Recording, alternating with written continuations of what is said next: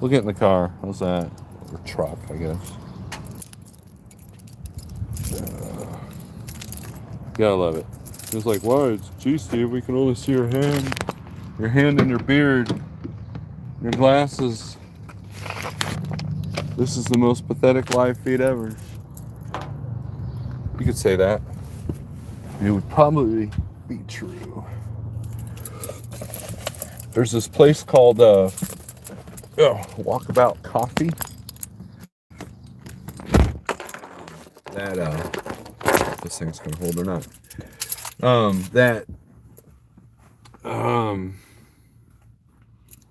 Been coming into town here every morning. Not just sitting at home slacking. I'm dealing with some stuff with my mom, and the place that I need to be at doesn't open till 9. So why not do a live feed, right? Let's adjust this. Let's do it. Let's do it this way. Will that work? No, that's dumb too. Man, this is stupid. All right, well, maybe we'll do it that. Oh, there we go. We just set it back a little bit. Good morning. We are not driving the Kermit Comet because that's my wife's car, and I need this pickup. Tell you what, we'll do some shout outs here in a second. We'll get some people in. We got to wait till the 5-minute mark when notifications finally go out. Let's get it on the other phone here so we can not squint at the camera. Oh, there we are. Squint at the camera. Delay. I don't know. I have a few things to say. But anyways, when you're moving 30 years of history, of family history, that's tough physically, that's tough emotionally, and that's tough, mentally, I guess. And I kind of look at the diet as kind of a positive because it's allowed this sense of clarity. But I'm going to talk about aggression. We can talk about aggression. Coffee on you this morning, Scribe. I appreciate that. That'll give me 2 of these. This is a flavor called butter pecan with heavy whipping cream. It's black with heavy whipping cream. And it is delish. And how I discovered this place is the place that I need to go to. It's right next door. And so I thought, I'm going to go in there and get a cup of coffee. And it was so good that I've been doing it almost every day. So now you're spending money. So far, since I've been home, I've probably spent about 10 grand. And that's not exaggeration. We bought a car, had a $2,300 repair, soon to be another $1,100 added to that because of tires, which I haven't dealt with yet. So I need to get back to work so I can start making money, but we don't think we're going to be back to work for at least the end of July. That's a reality. I'm going to forget how to drive a truck at that point, so there's no hurry on the tires. But anyways, without going into too many details, I've been dealing with a lot of family history stuff. I found a lot of pictures, and tomorrow's Father's Day. I lost my father 20 years ago, and it still affects me to this day. But and dealing with them, I'm dealing with family dynamics and all that. It's made it a challenge, but it's a challenge that has actually gone smoother than expected. Don't get me wrong; it's been a lot of tough work, and I'm gonna be that guy going down the interstate with a Penske truck, moving this stuff. Well, why don't you use your own truck, Steve? Because the areas that I'm going into is not truck friendly by no means whatsoever. Absolutely not. So if I'm gonna rent a Penske truck, I'm also rent a Penske truck. All the way. It'll be nice. And then I got to find a way back to New York. So anybody's watching, I need a way back from Missouri, back to Missouri from New York if I can't get a rental car. But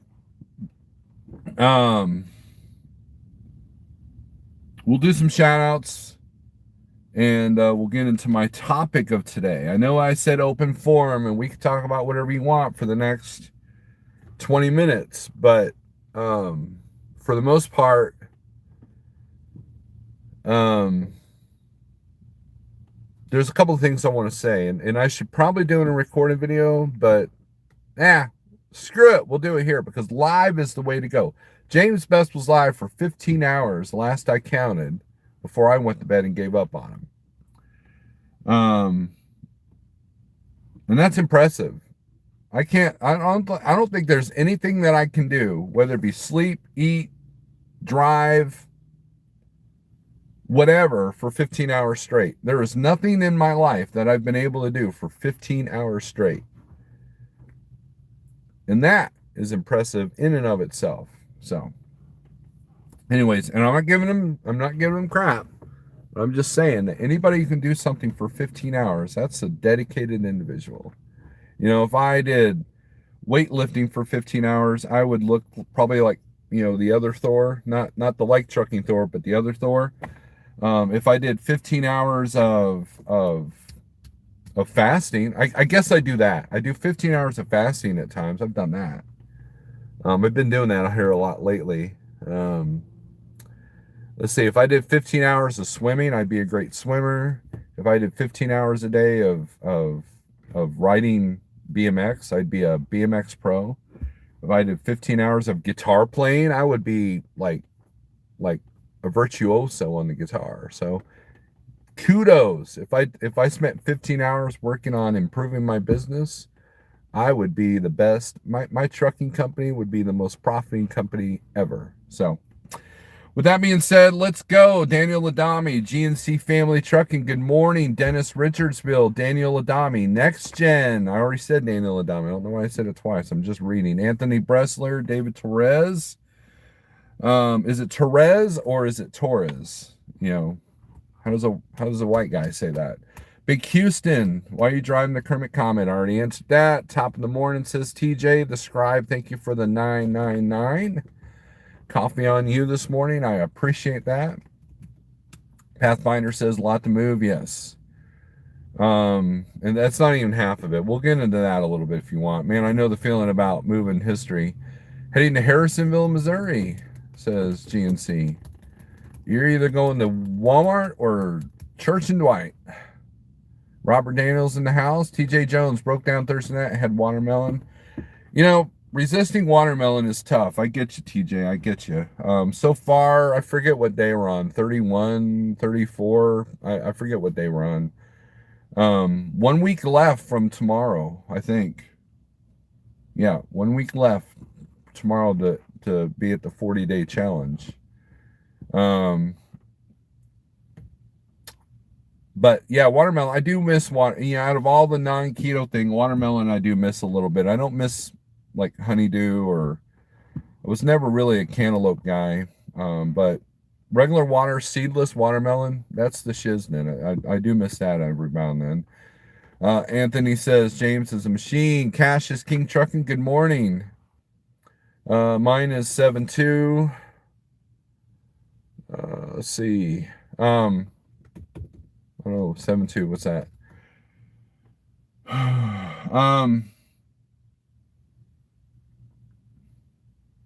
Aggression. Let's talk about aggression. Okay. Let's talk about aggression. So in one of these carnivore, and this is not a health thing, okay? This is not, so don't leave. I'm not talking about the carnivore thing as much as I'm talking about aggression, okay? And how it relates to carnivore, but we'll get into that. So don't leave, you know, because you know, I don't want to hear no diet stuff, you know. This is important, okay? This is important.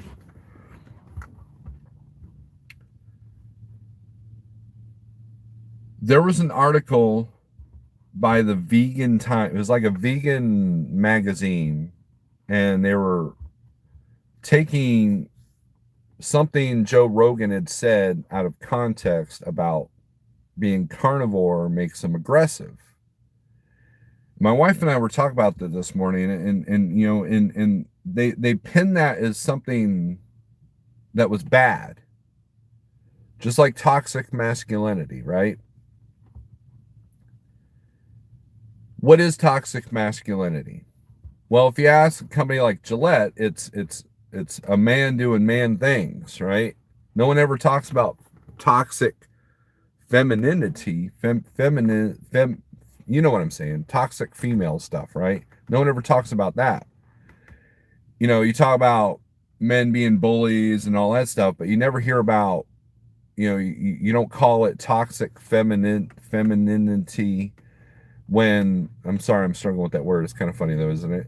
Where, you know, when you have a bunch of girls that make another girl kill herself because of stuff that they're doing on social media, you know, that kind of thing. But, you know, no. Gillette says that being a man and doing manly things like hunting, fishing, you know, being the man of the house is a bad thing, right? So, oh, I need to do something here real quick. I need to mute this phone. And, you know, so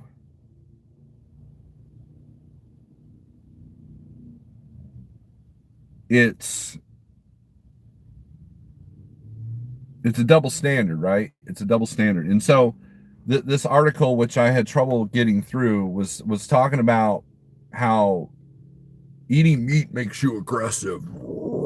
And I've read about it, you know. It's funny because whoever posted this on the carnivore tribe was like, yeah, and you know, because look, if aggression is used correctly, it could be a great thing. And this toxic masculinity, you know what creates that? Lack of fathers. Lack of a father figure in someone's life. That's what creates toxic masculinity. I'm in trouble with my words today.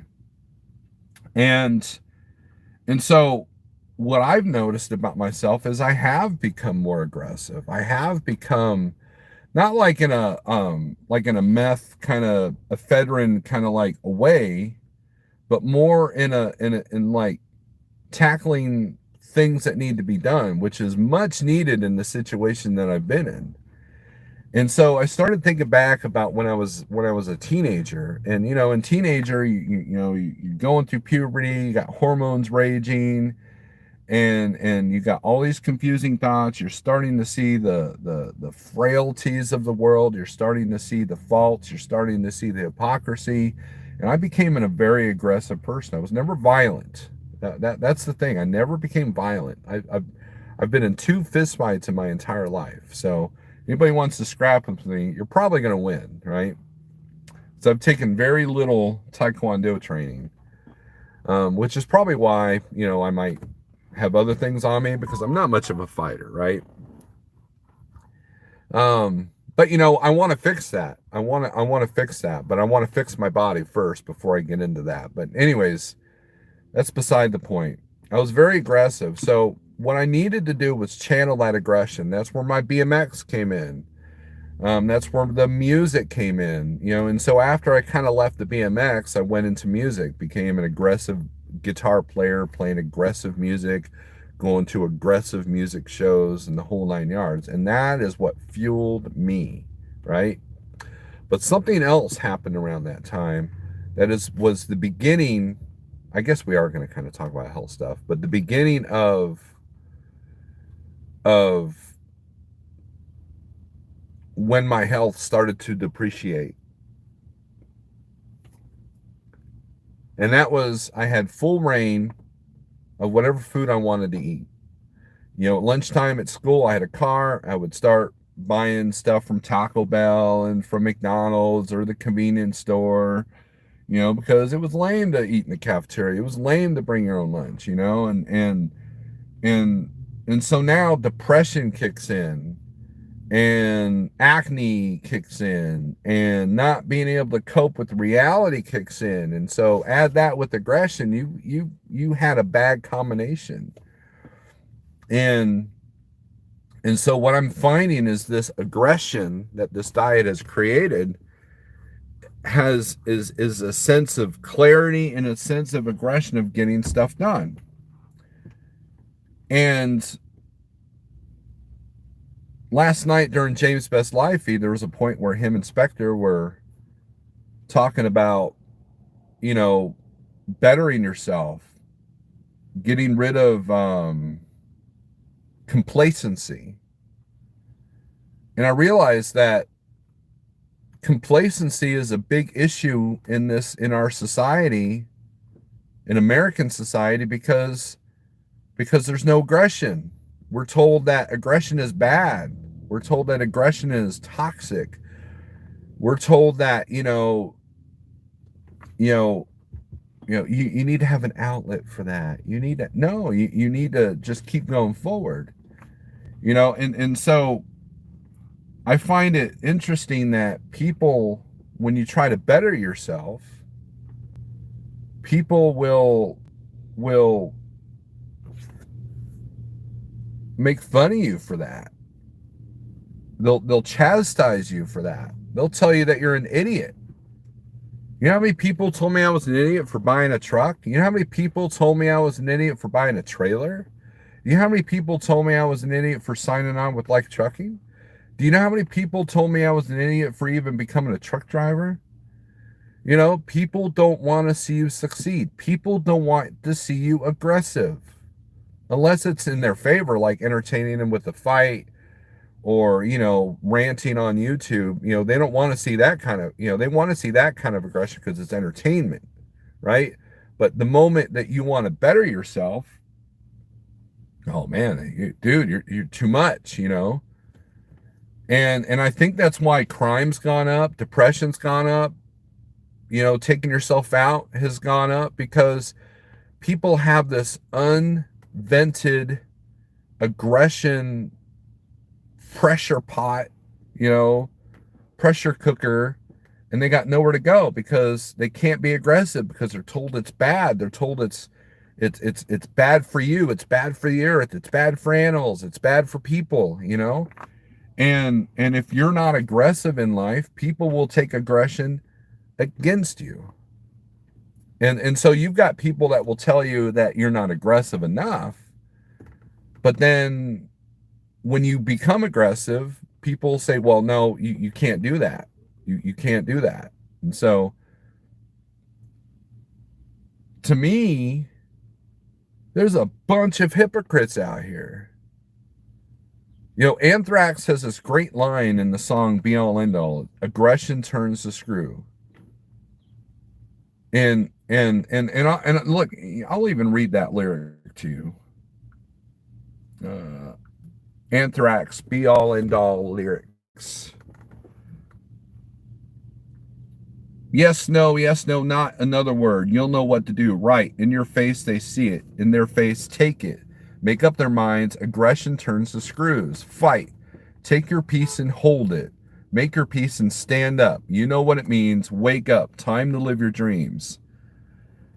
That's the first verse of that song. And that song spoke volumes to me at the time when I really needed it, because with the things that was going on in my life and the depression and the issues that I had, as a teenager, heavy metal is what got me through. Heavy metal is what gave that aggression from penting up in a pressure cooker and blowing sky high one day. And another verse, think on your feet, stay one step ahead, break, take your brain and use it, take their mind and change an attitude. Like you change your shorts, right? In their face, they see it. In their face, you stand up. You know what it means. What's another line I like from this song? Nothing's ever easy when you do it yourself. All you can do is try. Life's not unfair. Life's just life. Death, not suicide. And every morning I would ride my bike to school. I know that sounds like ancient and weird and dumb to today's standards, but I would ride my bike to school with that song in my head, with my Walkman cassette player, Anthrax, blaring on the headphones. It was my world and you couldn't destroy it, and that was good aggression. So I was getting good mental food for my diet, but I wasn't getting good physical food for my diet shortly after that period of my life. And so I started thinking, what if I had the clarity I have now? What if I had the aggression channeled in the right spots that I have now, that would, like, how different would my life have been? But there's a lot of things in my life that I've learned, so I don't regret anything.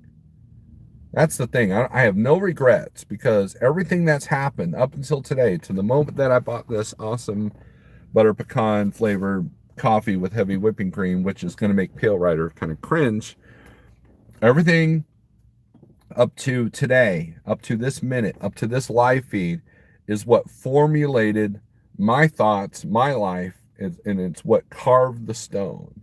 And that's essentially what we're dealing with here. Oh, so let's catch up on comments. Let's see. Scott, what's up? Let's see. Nope, multiple stops have tubs, so it's a small plumbing store. Oh, that's going to be fun. The Hool nailed it. Morning. I am an idiot, but I also don't. I also know my shit too, right? The Hool, you got it exactly right. Bobbin Avis. Everything in nature is fighting for survival, and the strongest, most aggressive wins out every day. Bobbin, here's the thing, though. You're absolutely correct. And there was a thing that I posted on Facebook about something that the Dalai Lama says. We're all conditioned to think that we're not supposed to struggle. We're all conditioned to think that there's no struggle in life. You know, like take the antelope in the middle of Africa. They're enjoying their nice, serene water, but what's the cost of that? Well, the lion is watching in the background. The cheetahs are watching in the background. So they're always on their toes. That's the struggle of life. And we've all been the condition that we're not supposed to struggle. So what do? We eat ourselves to death. We drink ourselves to death. We take it out on other people. And no one knows how to struggle. I mean, think about what our World War II veterans went through, the ones that stormed the beach in Normandy. Think about that. Think about that struggle compared to what we deal with today. And you talk to any World War II vet that's seen a thing or two, they're probably the toughest people that you will ever meet in your lifetime, bar none. And it's because of the struggles that they face. Talk to a Vietnam vet. My dad was a Vietnam vet, and he was Marine. He's seen a thing or two. I've come across a lot of his old military records, and it's just absolutely amazing the things that he saw, the things that he did. And that's part of what I'm dealing with. I've been seeing a lot of ghosts, a lot of family history that I'd only heard rumors of, or I found my dad's old logbooks. Guys, that was an emotional moment. Even though they were predominantly falsified, he was put out of service in New Mexico for a cracked fifth wheel. And, I mean, I've never heard about that. If he told me about it, I wasn't paying attention, And it was an $86 ticket is what he had. And it was interesting to go through his DOT and his logbooks and everything like that. And the company he drove for at that time was not good on maintaining their equipment. That truck was in Kenworth, Springfield all the time. Every single truck he drove was always in that shop all the time, more times than my truck. So did your Walkman eat batteries? Seemed like mine played one or two tapes and batteries were always dying. Yes, absolutely. To the point that I bought, nailed it, to the point that I bought rechargeable batteries, and it literally would last. I was constantly recycling, and that was a Christmas gift because my parents were tired of buying me AA batteries. Snorelord, leave this one up. Wife likes to listen to these ones, but she is busy with her mom, so leave up. I will. Shadow Wolf, what's up? It is coffee time. Most non-vets will not talk about it. Right. And there's a couple of interviews on YouTube where you can see them going to a dark place when they're interviewed about certain things. Mine too. My dad would not talk about Vietnam, first landing party. It took a lot to get him to say anything, right? There's no middle ground. It's you're one side or the other. And that's the problem with society today. You're either, you're either I don't have to say it. I don't have to say it. Because I don't even know the words. I know the words, but I don't know the words. You know, it's my mind's going to mill out million miles an hour, and there's so much that I want to say because there's so much that's been on my mind. Because I've been listening to some of the YouTube in the background, and there's a lot of things going on that just make me just shake my head. You know, but look, life goes on. There's so many things that people are complaining about in their lives that are so insignificant. When you deal with something deep in your family, such as a tragic situation or a sad situation, everything else becomes insignificant. So we can argue about, you know, whatever some YouTubers doing and criticize them, you know, and granted, some of it's you know, karma because they've been critical about other people as well. But at the end of the day, when you're on your deathbed, none of this is going to matter. The only thing that's going to matter is how you treated people, how people will surround you when you need it the most, and what memories, what positive memories did you make? You know, stuff doesn't matter. Belongings don't matter. Half the shit that's in your house is going in a dumpster. That is a fact.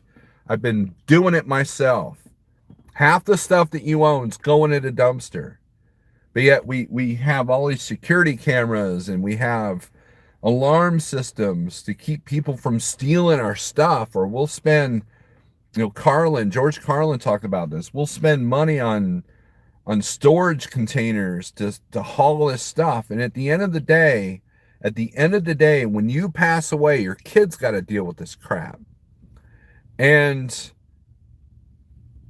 and and if your life's in shambles, then it bleeds on to them. And so while you're worried about what car you're driving, what truck you're driving, what boat you have, what stuff that you're able to buy, what's going to be future yard sale fodder, and we're going to criticize this person for how they're doing their life, and you're going to criticize this person for how they're doing their life, and then call it toxic masculinity and say that they're being aggressive or saying they're not being aggressive too much. They're criticizing on how you live.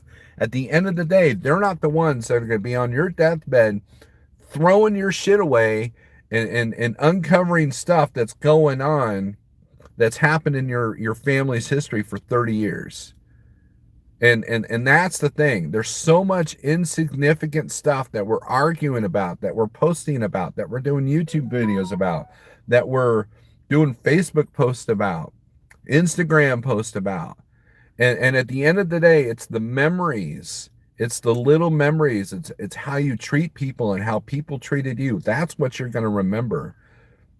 And I just all this YouTube stuff has just been insignificant. Even the political stuff that I watch, even the world is dying stuff that I watch, the country is dying stuff that I watch, even that has become insignificant when you're dealing with life and death, personal decisions that you have to make. And so that's where positive aggression has to come in. Positive aggression says, you know what? These are aspects of my life that I need to improve. So my kids aren't filling up a dumpster of a bunch of stuff that probably means nothing to them. And it's hard to let go of the things that do mean something. And so aggression, positive aggression, clarity. You can't be clear in your mind when you're eating like crap. You can't be clear in the mind I've even gotten rid of alcohol at this point. Will I have a beer in the future? Maybe. But for the most part, carnivore diet says, hey, you know what? Beer is a bad idea. Some alcohol is a bad idea. So I've kind of gotten rid of that. Not kind of, I have. I haven't touched a beer in the 40-day challenge at all. And do I miss it a little bit? Yeah. But I wasn't a big beer drinker anyways, but I just like when I'm home, having a beer after dinner, that was the thing. I'd sit on my porch, listen to the traffic and the crime around me, and have deep conversations with my wife while we're sitting there having a beer on the porch. I miss that.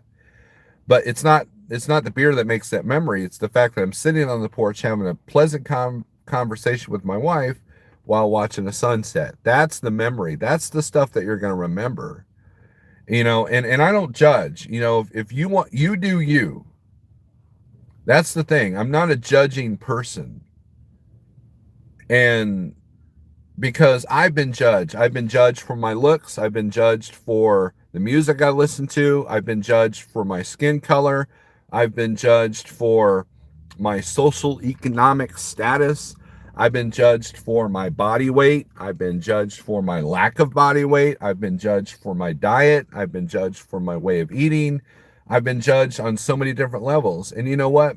99% of the people that judge me are hypocrites. Hypocrites. Everybody's a hypocrite. Everybody is a hypocrite. Show me one person and I will show you how they're a hypocrite. Because people just can't let people alone. Leave people alone.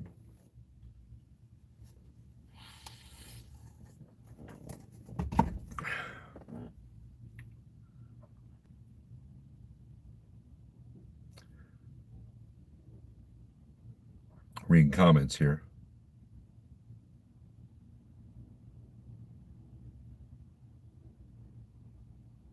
We really do go into a shady place and we don't ever want to ponder over it. John Armstrong, good morning. Gotta have a W900.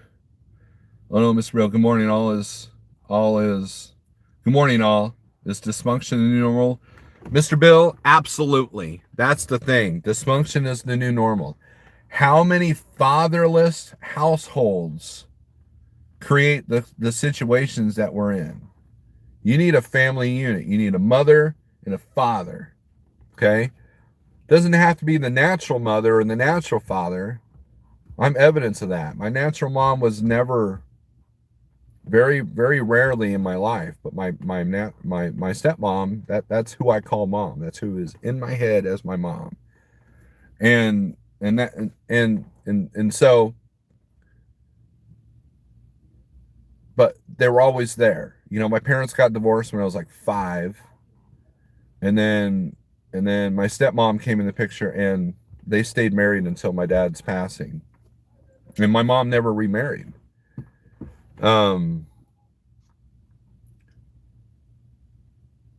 Stability. If you own a business, you need stability. If you own a business, you need consistency. If you're the kind of driver that's job hopping and job hopping and job hopping and you can't get anywhere in your trucking career, well, that's why, because you can't stay somewhere. You can't stick something out. You can't learn to survive the struggle. I gave Landstar 1.5 years before I said, you know what, I need a better platform. And I went to Schneider. And then I left Schneider, not because I couldn't make the platform work. I made it work for 2 full years. But I wanted more. And Jeffrey Light gave me an opportunity. And I have I always utilized that opportunity? No. And I've admitted that. I didn't run hard enough at times, And, not for Jeff, but for me. And it almost cost me my business. So complacency took over. And that was when I was almost 400 pounds. There's a correlation there. A lot of people don't realize there's a correlation with what you eat and how you think. Absolutely. There is a correlation. I'm going to say it again. There's a correlation between what you eat and how you think. Don't believe me? Anybody that's fallen off the keto wagon, do you believe me? Anybody who's fallen off the carnivore wagon, do you believe me? Anybody who gained all their weight back after they had weight loss, do you believe me? Anybody who fights depression and you eat like shit, do you believe me? There is a correlation between what you eat and how you think, how you handle situations. Do you see the Marine Corps out there eating donuts and having the beer gut, fighting for survival in Iraq or Afghanistan? Do you see that? No. Training, conditioning, and part of that is making sure that you're physically fit. I am a little triggered because these are things that are in my mind. And when you have, look, we all fall victim to our vices. My dad had vices. My dad was a big drinker. He wasn't an abusive alcoholic, but he definitely, partied a little too hard at times, and it cost him his CDL at one point. So it's and I see that there was a time where I was kind of in the same patterns before I became a truck driver. And I had to get over that. And what it is, it's a lack of the ability to handle stress. The lack of ability to handle stress. How do you handle stress? Something stressful happens to you. You lose a family member. Your business is about to go under. You see somebody, struggling for their life, or you've had to be in a life or death situation where you had to protect yourself. How do you handle those stresses? How are you going to handle that? How are you going to handle the things that life is going to throw at you? Because life is not fair, you know. And at some point, faith can only take you so far. You have to be able to, have the ability, you know, to handle stress, you know.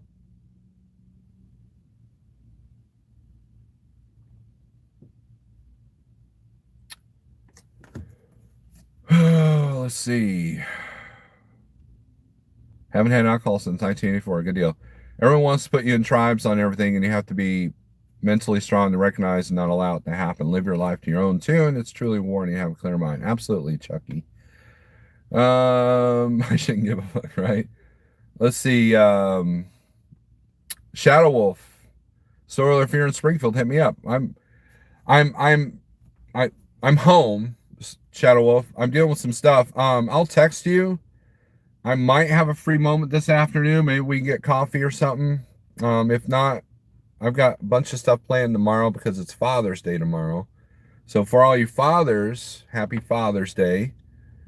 It's kind of a yin yang holiday for me because I miss my dad, of course. But at the same time, I've got a very loving family that showers me with cool stuff, which, I'm going to do the obligatory loot of what I got for Father's Day post tomorrow on Facebook. So,